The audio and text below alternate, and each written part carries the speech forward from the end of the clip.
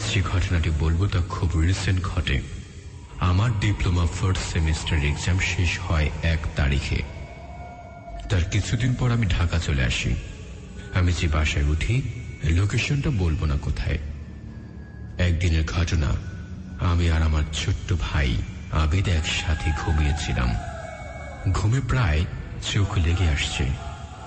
এর ভেতরে হঠাৎ করে জানালাটা আটকানোর শব্দ পাই।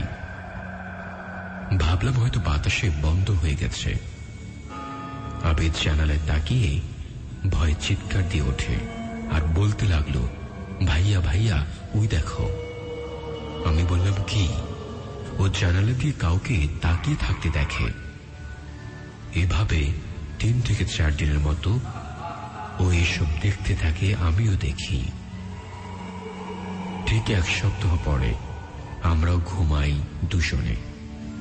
মাঝরাতে আমি যখন উঠি বাথরুমে যাওয়ার জন্য, তখন দেখি আবিদ নেই পাশে।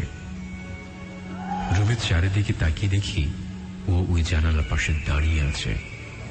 বাহির দিকে তাকিয়ে এক দৃষ্টিতে কি যেন দেখছে। ওরে ডাক দিলাম অনেকবার, কোনো উত্তর দিল না। পাশে গিয়ে যখন ওর গায়ে হাত দিলাম, সাথে সাথে ফ্লোরে পড়ে গেছে ও। ওই সময় ওর চোখ ছিল অনেক লাল। ওকে বিছানায় শুয়ে দিলাম। পরে আন্টিকে ডাকতে গেলাম, কিন্তু তারা কেউই উঠল না। আবার চলে আসলাম, বিছানায় শুয়ে পড়লাম। আবার ফিল করতে লাগলাম কেউ যেন আমাদের কাঁথা ধরে টানছে। এক পর্যায়ে গা থেকে কাঁথাটা ফেলেই দিল। উঠে দেখলাম না, কিছুই নেই। সেদিন রাতে আর ঘুম হলো না। সারা রাত বসে কেটে গেল। সকালে উঠে সব ঘটনা আন্টিদের বললাম। তারা কিছুই বিশ্বাস করেনি। অনেক বুঝিয়েও তাদেরকে বিশ্বাস করাতে পারলাম না। তাদের বললাম ও রুমে আমরা আর ঘুমাবো না। আমার 2টা মেয়ে কাজিন সাদিয়া ও আফসিয়া শুনে বলে, ভাইয়া তোরা এত ভীতু, আগে জানতাম না। ওরা বলে, আচ্ছা তাহলে আমরা দুজনই ওই রুমে ঘুমাবো। আমি বারণ করলাম, কিন্তু শুনল না। ওরা ওদের মতো করে ঘুমালো। সাদিয়া নাকি ওই একইভাবে জানালার পাশে কাউকে দেখতে পায়। ও যখন কাছে গেল, দেখল কিছুই নেই। এসে শুয়ে পড়ল। কিছুক্ষণ পর বুঝতে পারল যে ওর পাশে কেউ একজন বসে আছে। ও ভয়ে চুপচাপ শুয়ে রইল। তারপর কেউ যেন ওর মাথায় হাত রেখে হাত বুলিয়ে দিচ্ছে। ও ভয়ে ভয়ে পেছনে তাকালো। তাকাতেই ও যা দেখল তা হলো একটা ছায়া। আকৃতিটি হলো মেয়েদের মতো। ও দেখে ওই ছায়াটা বিছানার নিচে ঢুকে গেল।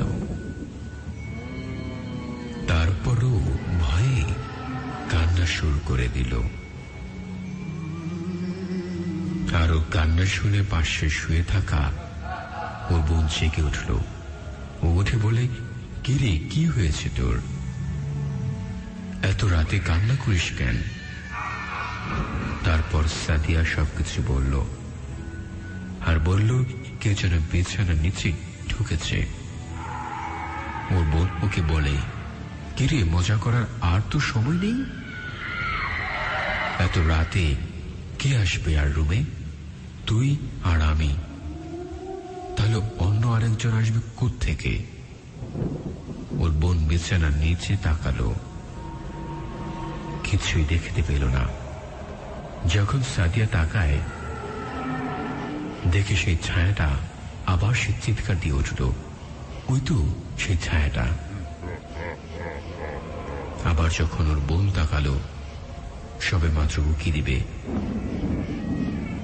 সাথে সাথে ওই চেহারাটা ওর সামনে চলে আসে। ও এক চিৎকার করে বিছানা থেকে পড়ে যায়, আর ও পা ধরে বিছানার নিচে টেনে নিয়ে যায়। তারপর আর ওর কিছুই মনে নেই। ও অজ্ঞান হয়ে যায়। সাদিয়া ওর বোনের এই অবস্থা দেখে চিৎকার দিতে দিতে রুম থেকে বেরিয়ে যায়, গিয়ে সবাইকে ডেকে আনে। তখন আন্টিরা সবাই বিশ্বাস করেছে যা বলেছিলাম সবই সত্য। তারপর থেকে ওই রুমে আর কেউ ঘুমায় না। ভাইয়ারাই এই ছিল আমার ঘটনা। ভালো লাগলে পড়ে শোনাবেন।